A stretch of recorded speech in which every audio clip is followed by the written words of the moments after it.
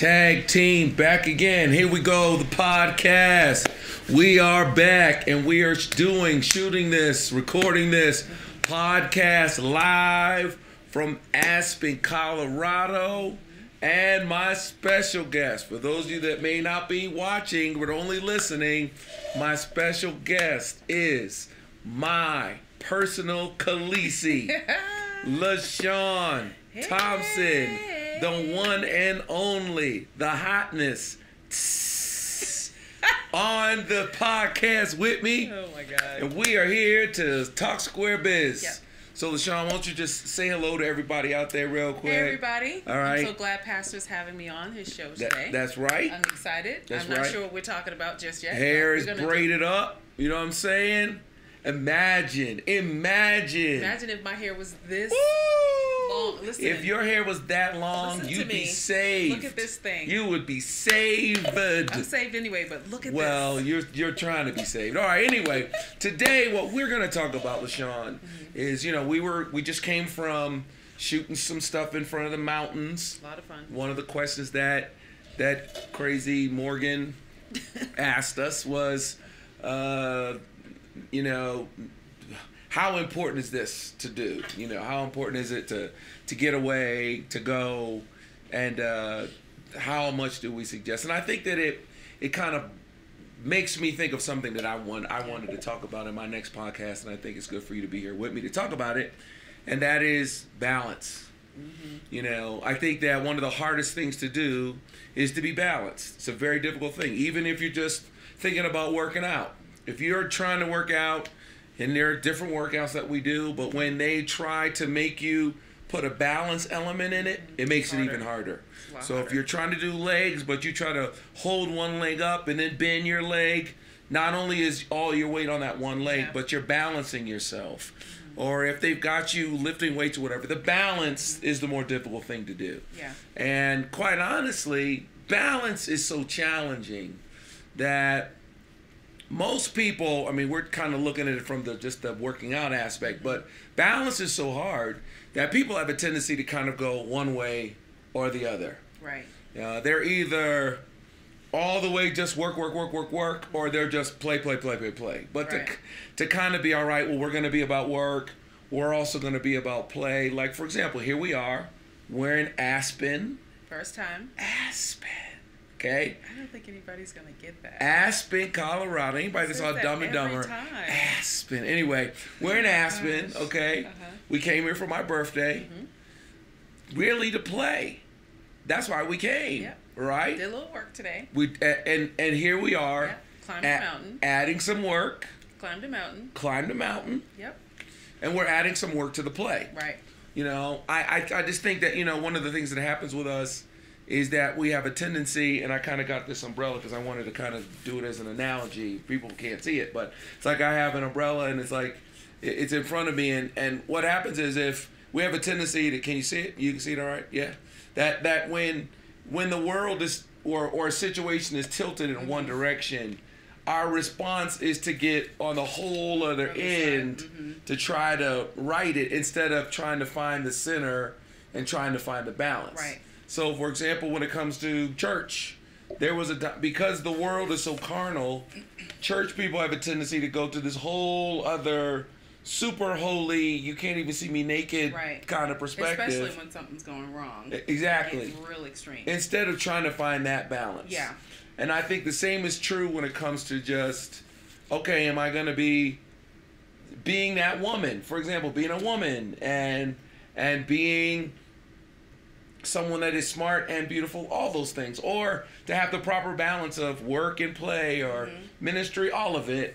It's just an important thing. I think it's so hard to have balance, though, honey, because we live, especially here in America, everything is so excessive from one extreme to the other one. Sure.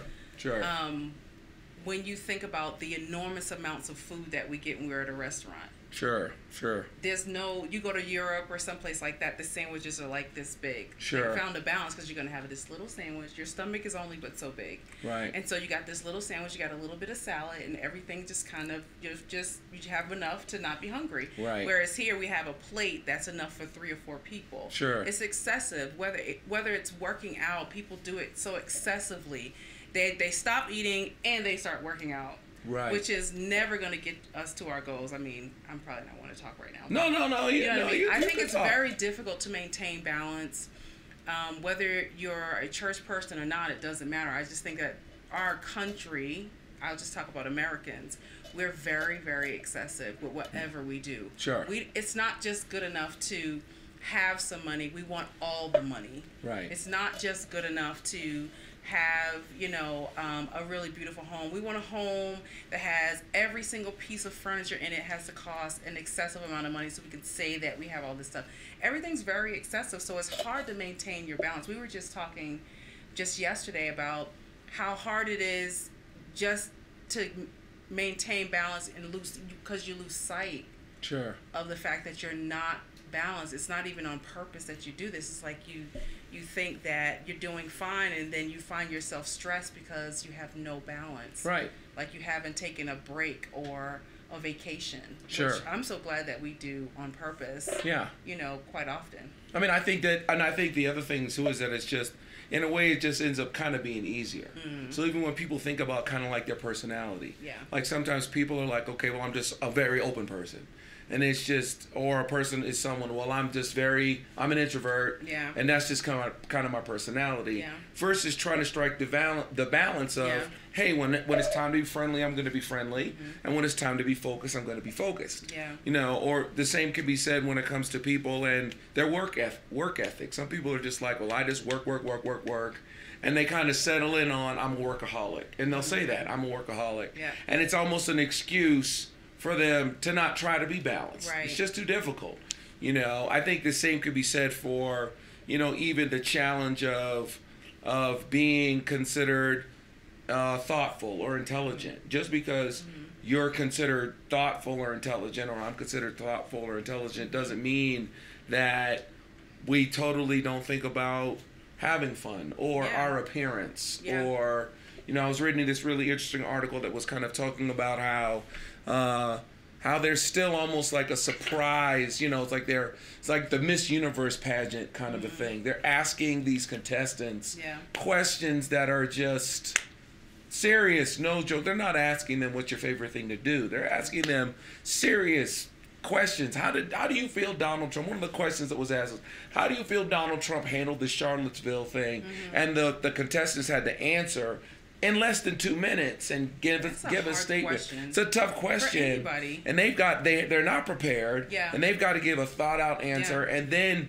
what the article was about was the fact that here's a woman who is swimsuit, all of it, beautiful. Mm-hmm. Then she gives a really well thought out example. Her answer was really articulate and well thought out. Yeah.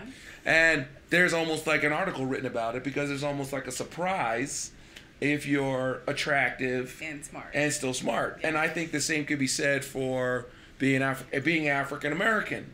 Yeah. And articulate or well thought of or well read. Yeah. It's almost like and a surprise. You wouldn't think that in 2017 that even beautiful women or black people would deal with that. Our sons deal with that. Sure. Because they're black. People don't expect them to get good grades. So if they or get to be an in A, the honors class, to be in an honors class, someone's asking them, "What are you doing?" And like this, I'm in this class. Right.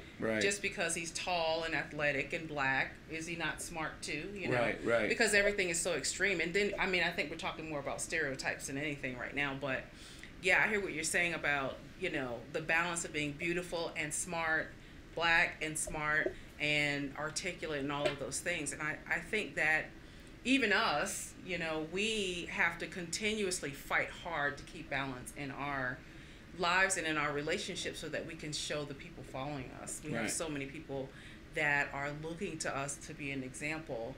Coming to Aspen was our way of finding balance because we work all the time in churches all the time. And we even are sitting here thinking, remember we were saying, are we going to go hiking or are we not going to go hike? It's like, this Right. is what people do. We have to Right. remind ourselves Right. to actually have fun. Right. Right. And we went, and it was a lot of fun. It was cool. It was hard as heck. It was though. hard. Oh my It was God. hard. It's hard as hell. Yeah, 7 hells. Okay. It Not was 8, but 7. But it was fun, and we had a good time. But I think that there is this. I mean, I hear what you're saying, and we're saying the same thing, because I think that there's almost this assumption. You know, of course, I grew up, and because I think even our relationship is a balance of the fact that we're not there. We're similar, but we're different. Yeah. Very different. We were raised differently. Yeah. You know, I was raised in church. My dad's a bishop. You know, my parents were together. All of the children are by my 2 parents. All 8 of us. We lived in a house my father owned. You know, whereas you were lived with your mother. You never met your father. Right. You and your brother, and lived with an aunt for a while, and kind of private school, public school. Yeah. You know, raised in church, not raised in church. You know, and even when it comes to how we flow with each other. In kind of our work environment, I'm kind of a big picture, see the forest, and you're kind of a detail, see the trees kind of person. And I think that, you know, there's almost an expectation for you to just be one way or the other. But I think that, you know, we've been able to kind of strike that balance. Yeah, I think we help even in each our other relationship. to find balance. Sure. I know that you've helped me to find balance in being such a detailed person. There are times when I find it normal now, you know, to know how to not mind the nuances. Because when you're a detailed person, you could be so extreme and stringent with your details that you can't find any pleasure in new stuff. Yeah. Like, change is really upsetting. But being with you has helped me to find the balance in that. And so I do like diversity. I do like change, and I like new experiences, and I don't mind things that throw a little monkey wrench in my little plans, you know. Yeah. It's not so bad. I mean, I think the same is true when it comes to, like, I mean, I'm raised in church, and I'm this PK, this preacher's son, this bishop's son, and I'm in this denomination, and there's kind of this expectation for me to kind of marry a girl in the denomination, quote unquote. I'm making the quotation marks. Maybe I'm not the norm. I'm not camera friendly. I don't wear clothes that fit me. Okay, anyway, that there's this expectation to kind of marry that kind of a person or whatever. And I think that marrying someone that was raised heathen, pretty much, okay, and to add, but I think that a part of what it did was it certainly gave me an appreciation for kingdom things. I think you made me see church and kingdom in a whole new way. I remember, you know, we tell a story sometimes of how, you know, when we first were engaged, I think, we weren't even married yet, but we had kind of got a combined checking account and putting money together. We put our money together. Saving up our money for our wedding or whatever that we were paying for. This is 26 years ago. Help us, God. That was when parents was like, y'all are on your own. At least we were, anyway. Yeah. And we were in a service, and preacher or someone was taking up the offering, and you kind of went for our collective checkbook, and I was kind of like, what are you doing? Yeah. And your response was, I'm giving. Yeah. And I felt like this, you know, the Lord said to me, what are you doing? But it's just that I had heard so many offerings taken up, seen so many blessing lines, and God spoke to me specifically to say to someone 777. I heard so much of that that I just was at a point where I was kind of calloused and disconnected from. And so sometimes even when I think about, I think it's interesting. I think when I think about what we've been able to accomplish and how the Lord has used us, particularly in kingdom, I don't know if that happens if I'm not married to you, because I think that your kind of fresh perspective about God gave me a fresh hunger to really do church. Because I think that as a kid growing up, I didn't want to be a pastor. I didn't want to do the ministry. If it was just, oh, it's the family business and we're just doing it, then I was like, no, I'll do something else. So I think the very fact that I got a chance to kind of, you know, be with a really saved person. And someone who was fresh out of, you know, Compton, you know what I'm saying? What? I mean, the fact that I was with someone who was just bringing that fresh, I need Jesus, oh my God. Oh, yeah. really did help me, Yeah. to understand. Yeah, yeah. I think that's one of the things that makes our ministry attractive to people is that you and I, we really fight hard to have balance in our lives and to be Sure. balanced as a couple. Sure. Where so many Christians and churches, they may not find that there, Yeah. And I know on our wall in our narthex at the church, at the main campus, we have balanced victory for the God-designed life. Sure. And you never know how hard that is to do until you find yourself at an extreme in your life. Sure. And many Sure. of us are like that, whether it's, gosh, we just started this whole devotional thing. Yeah. The devotions have brought balance back to my life. Like, yeah, you need to do devotions every day, but I find it difficult to get it done every single day. Right.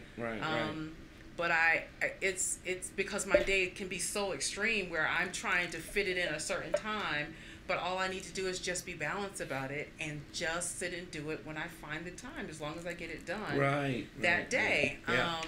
And what I'm saying is, it's like that kind of instance makes us so relatable and makes us feel more balanced to people. We're not these extreme pastors where we're perfect and I'm on a pedestal, and just because you call me first lady doesn't mean you have to treat me, like I'm untouchable or anything like that. We really try hard to be real people, be balanced, and I think that makes us attractive. Yeah. I mean, I think that, just growing up in church, I think that there was a time when kind of the expectation of people to some extent was preach where the Bible preaches and be silent where the Bible is silent. Yeah.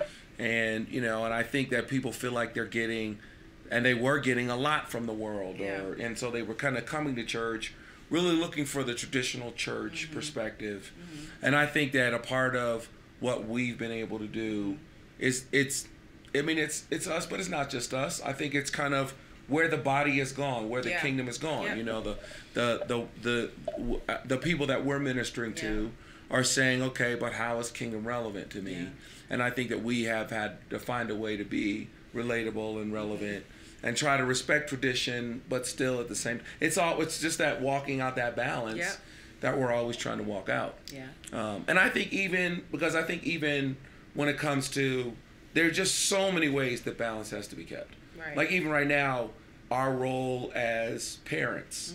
I mean, we're parents. We love our children. Yeah. But we love each other. And so our love for each other is not, I mean, we love our kids obviously, and we would die for them, okay? But that doesn't take away from the love that we have for each other. Right. But I think that with a lot of couples, children end up impacting the love and the passion that they have for each other. Absolutely. And I think that we've tried to strike a balance. Someone asked me, "Oh, you and First are going away for your birthday. Are you bringing the kids?" And it's kind of like, never bring our kids. No, not when it's like this. If you can't drive there, they're not going. Right, exactly. And we take the kids, but we do go on family vacation with the kids. Yeah. And so that's kind of the balance. Yeah. But I think that I think the parenting instinct takes people over. Yeah. And especially moms. I just think moms just kind of get into their kids or get into their babies. No, I agree. And are almost more into their babies than they are into the guy that gave them the baby, Yeah, I mean, it's difficult because, I, of course, am a mom. And, both times when I had the babies, it was difficult to find that balance of don't lose yourself, remember your husband, because you're so enthralled with this little person. Sure. And they can't take care of themselves, and you feel like you're really kind of all that they have. So, I always sympathize with moms that are like that, although I do encourage moms to really fight the urge to just be you and just the baby. Sure. To don't forget that you are a wife and you are, you're a woman, and you have to continue to fight that fight, because you'll find yourself, this child grows up and then you realize I've been so imbalanced for 20 years. Right. They go off, they have a life, and you're just sitting there and you don't know what to do with yourself. And I really did determine not to be that way. But yeah, parenting is not, it's a hard place to find balance. And I think the extreme battles against the balance. Yeah. Because I think that people see the extreme of either moms who are just so about their kids, True. or the other extreme, which is moms who don't care about their kids, and they're in the club at night and they're trying to leave their kids with whoever. Yeah. And so instead of people kind of focusing on what is the balance of that, you know, we focus on the extremes. And I think even in a guy's mind, because I think that a guy is looking at that extreme of, oh, so now you're all about the kids and you don't care about me at all, versus kind of saying, no, there's a balance that we're going to strike. And then I as a guy, as a husband, as a father, have to strike a balance of being caring and patient and loving as you recover from having your children and the babies are young. But I can't just go to this whole other extreme of I don't need you at all. Right. And I'm not going to voice what my needs are. Because I think that's, I try to encourage guys to say, just because you have this kid that has needs, and clearly your wife has needs, but if you become too quiet about what your needs are, then what'll start to happen is you'll start to resent the whole situation, and it'll get unhealthy. And so you have to, you have to kind of walk that balance of not being like, I need it every day. You know, there's that extreme. Yeah. And then the other extreme is, I don't need nothing. Yeah. And I think, when you talk about extremes, I think it comes easier to find balance with certain types of personalities. Because some people's personalities are very extreme. They wear their heart on their sleeve.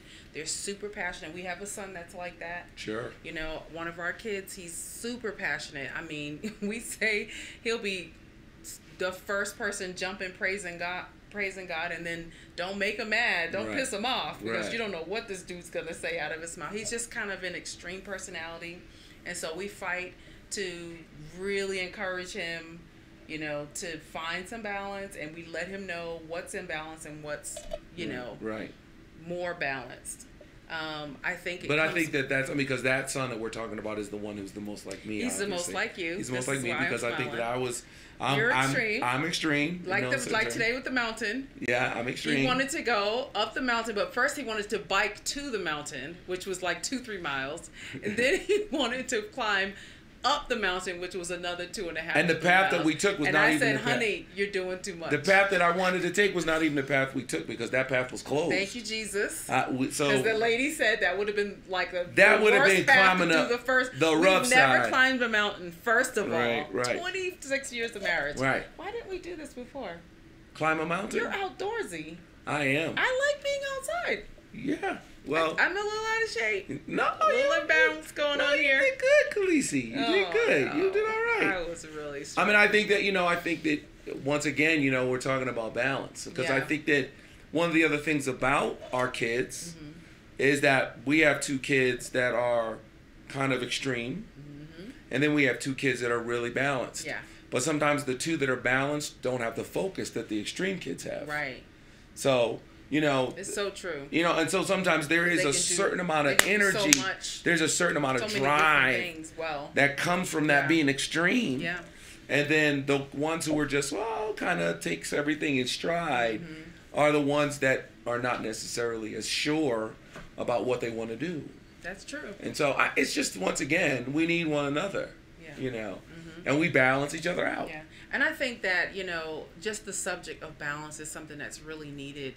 We strive to really affect the millennial generation that's following us, and because our children are young millennials, and we have millennials all around us, these guys behind the camera. Everybody in this room with us are millennials. Is a millennial, and we love them, because I think millennials are awesome. Listen, no, they are the future. They are our future. So I think that one of the things that we want to do is to affect them in a way where they can find balance, because I think that their generation can be very extreme. Once again, another example of balance, because they need us and we need them. Absolutely. We need them to help us to see the importance of sharing and being transparent, because our generation is a little bit more private. Yeah.